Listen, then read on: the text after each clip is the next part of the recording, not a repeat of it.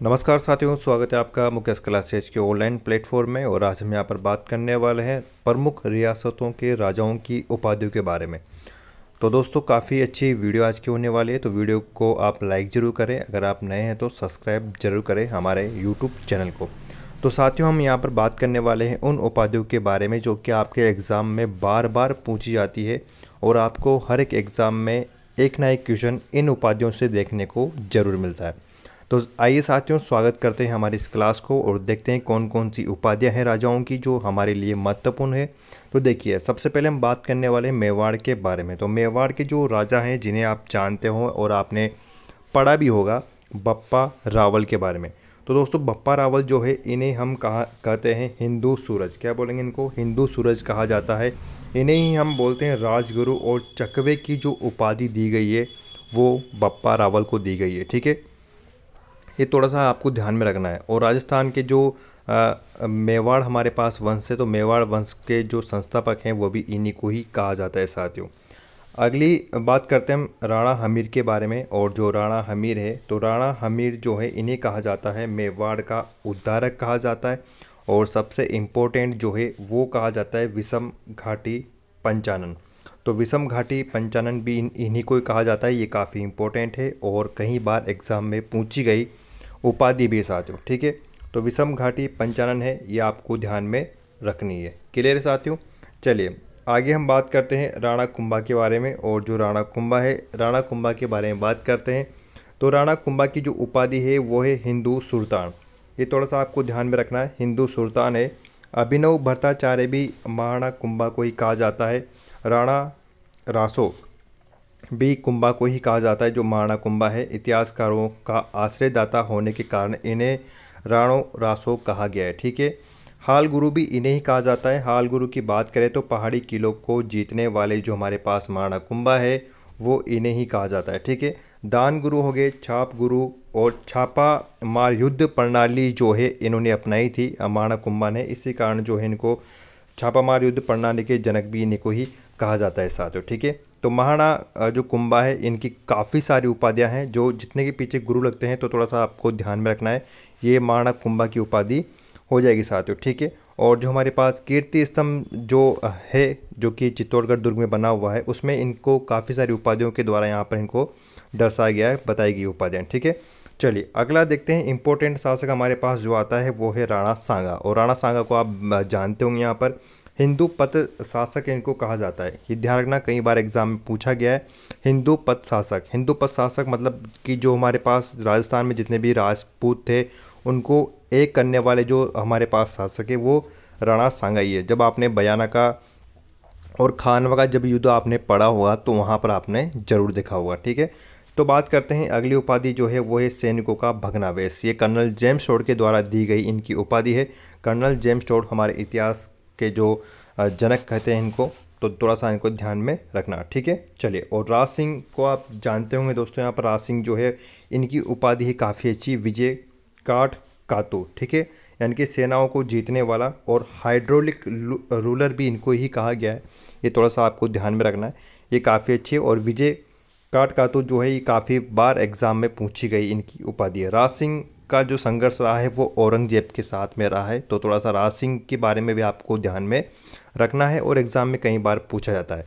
जैसे कि नाथद्वारा में जो श्रीनाथ जी का मंदिर का निर्माण करवाया था वो भी राज सिंह के द्वारा ही करवाया गया था साथियों। ठीक है, चलिए अगला देखते हैं मेवाड़ के शासक कौन कौन से जिनकी उपाधियाँ हमारे लिए इंपॉर्टेंट है। तो मेवाड़ के दोस्तों अगर हम यहाँ पर बात करते हैं तो मेवाड़ में हमारे पास सबसे जो शक्तिशाली शासक आते हैं वो आते हैं मालदेव, यानी कि राव गांगा के जो पुत्र हैं मालदेव। तो मालदेव को दोस्तों कहा गया है हिंदू बादशाह कहा गया है। और हसमत वाला राजा इनको कहा गया है, यानी कि वैभव वाला राजा, यानी कि इन्होंने 52 युद्ध जीते थे और 58 परगने इनके पास थे। इसी कारण देखो इनको हसमत वाला राजा कहा जाता है और हिंदू बादशाह कहा जाता है साथियों। ठीक है, मैंने आपको बताया कि जो मालदेव है ये सबसे शक्तिशाली शासक हैं मारवाड़ के। और राव गांगा जो है इनके पुत्र हैं। ठीक है, और मालदेव ने साथ दिया था राणा सांगा का, जिन्हें हम अभी थोड़ी देर पहले ऊपर पढ़ चुके हैं।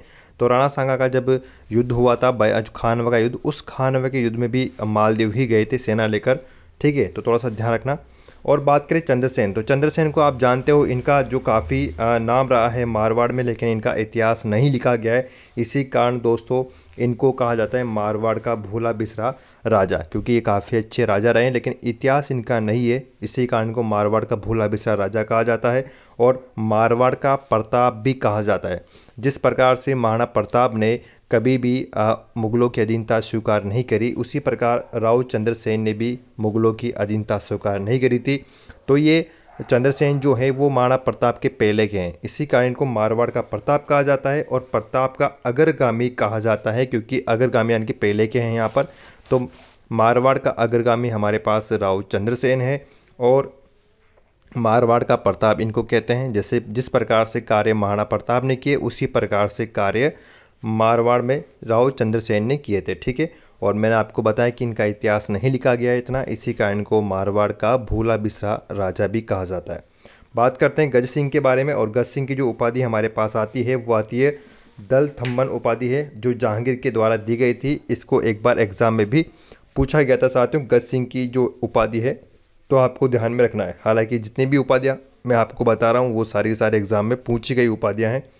अगला हमारे पास है अमर सिंह राठौड़, इन्हें कहा जाता है कटार का धनी कहा जाता है अमर सिंह राठौड़ को, ठीक है। तो अमर सिंह जो राठौड़ है इन्हें कटार का धनी कहा जाता है, ये आपको पता होगा। इनके पास हमेशा कटार रहती थी, इसी कारण इनको कटार का धनी भी कहा जाता है। अगली बात करते हैं दुर्गादास राठौड़ के बारे में। दुर्गादास राठौड़ जो है वो राठौड़ का यूलिसेज है, कर्नल जेम्स टोड ने इनको कहा था। राजपुताने का गैरिबाल्डी भी इनको ही कहा जाता है, ये काफ़ी नया है तो थोड़ा सा ध्यान रखना, कई बार एग्जाम में भी पूछ लेते हैं इसको।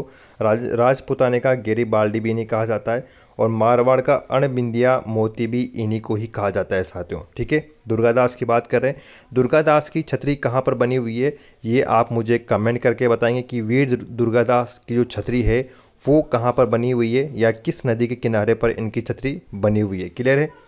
और अगर आपको ये भी पता हो कि ये किसके शासनकाल के समय थे तो बहुत अच्छी बात है, आप कमेंट करके मुझे बता सकते हैं, ठीक है साथियों। चलिए बात करते हैं बीकानेर के बारे में। बीकानेर के जो हमारे पास शासक है बेटा वो है यहाँ पर राव लूणकर्ण, और बिट्टू सुजा ने लूणकर्ण को कलयुग का कर्ण कहा है, ठीक है। अगर मैं बात करूँ तो कलयुग का जो कर्ण है वो राव लूणकर्ण है, तो थोड़ा सा इनका ध्यान रखना।